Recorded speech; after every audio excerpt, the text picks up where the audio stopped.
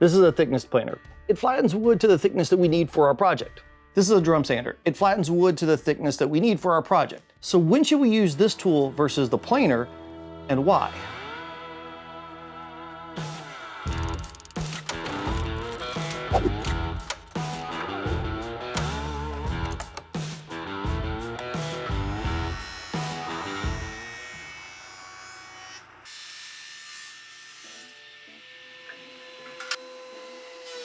I have a board that I need to make thinner, and I have a thickness planer that's made to do just that. This is my DeWalt planer. I've had this for probably a dozen years. It has been a workhorse, it's performed great. All planers kind of have the same standard features. A knob or a lever that adjusts the height up and down. You got some cutting knives, they could either be straight knives or a helical head. Some sort of gauge that shows the thickness, and a fixed capacity. Mine's about 12.5 inches. This is my Jet 1632 drum sander. I've had this for about 4 years, and it's been a great tool, indispensable in my shop for the projects that I make. Just like with the planer, drum sanders kind of have their own standard features. You're gonna have a knob that adjusts the thickness, so you can raise it up and down. You'll probably have some sort of thickness gauge on it. You'll have a drum that you can put whatever type of sandpaper you want on there. And then they often have an open end. That way you can sand your workpiece about twice the size of the capacity. Both these tools are important in my workshop. They may not be in yours, it kind of depends on how you run your shop and what you make. I'll go over why I use each one of these, and when I don't use each one of these, maybe that will help your decision, whether you're looking at buying one of these tools or just when you're supposed to use it. And by supposed to, it's more like when you feel like it, because there's not really a whole lot of set rules when it comes to making stuff. The planer is going to be my go-to when it comes to flattening lumber. When I mill lumber for a project, I'll join it, and then I'll plane it to the thickness that I want. Ignore the thickness gauge. I would rather just use a combination square whenever I'm determining how much material I've taken off or I want to take off. When I need to remove a good amount of material really quickly, the planer is the way to go. It's quick, it's accurate, and mine has these positive stops, which are pretty handy. I imagine most planers do have these, so I can set it at 3/4 of an inch or a 1/2 inch thick, and that makes things easy. Overall, this thing will go down to about 1/8 of an inch. That's really, really pushing it. It's probably more like 3/16 of an inch. It's about as thin as you're gonna get for planing a board. Oh, and just like pretty much all lunchbox planers, this thing screams like a banshee. It's very loud. If the planer is the go-to and it's a staple in most woodworking shops, then why is this even a discussion? Why would we even look at using another tool? Well, there are certain limitations when it comes to this tool, or just certain situations that I find myself in quite a bit that I don't want to use this. A planer is an aggressive tool. It's got very fast spinning blades that want to, chew your face off.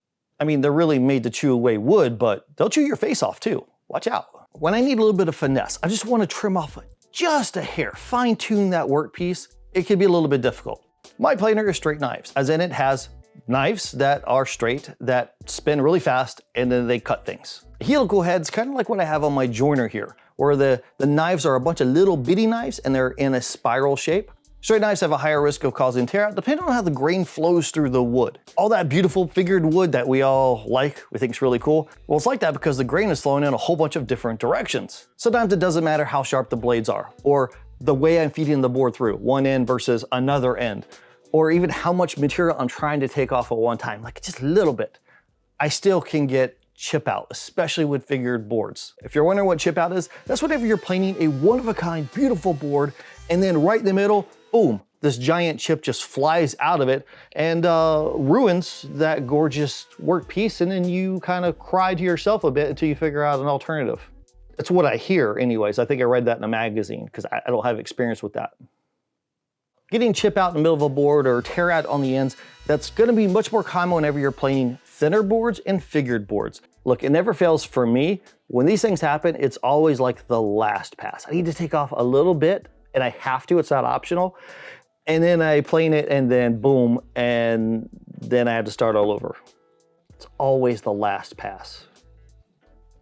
I said that the drum sander is indispensable in my shop. And really the thing is that I can dial this in. The granularity of getting it exactly how I want it, it's pretty top notch. Now it does have a handle just like all other drum sanders, and that handle is the same as the planer, where a full turn is gonna be 1/16 of an inch. But with this one, you could barely turn that knob and you're gonna start taking material off the surface of your workpiece. Compared to the planer where I feel like I have to turn it quite a bit more before I can do the same thing.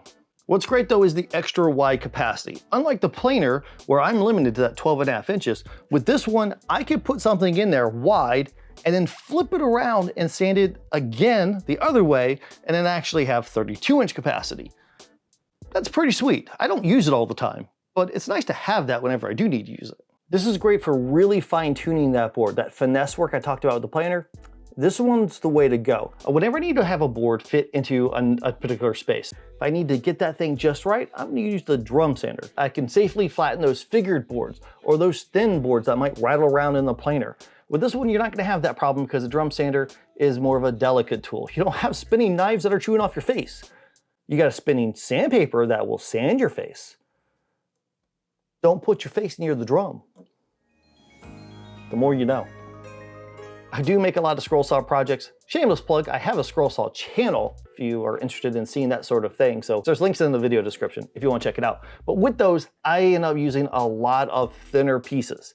And I want those pieces to be at certain thicknesses, very tiny variances between those, depending on what I'm making. And the drum sander lets me fine tune it that way. To further illustrate the delicacy of the drum sander compared to a planer is whenever I'm in the middle of a project or towards the end of a project. Think about a cutting board, right? You make this cutting board or you're almost done with this cutting board and you run it through the planer and then you might have chip out or tear out or something and you go, do I have to start all over? I hope not. With this, I don't really have that problem. So if I'm in a situation where I feel like I cannot mess this up, I'm going to the drum sander.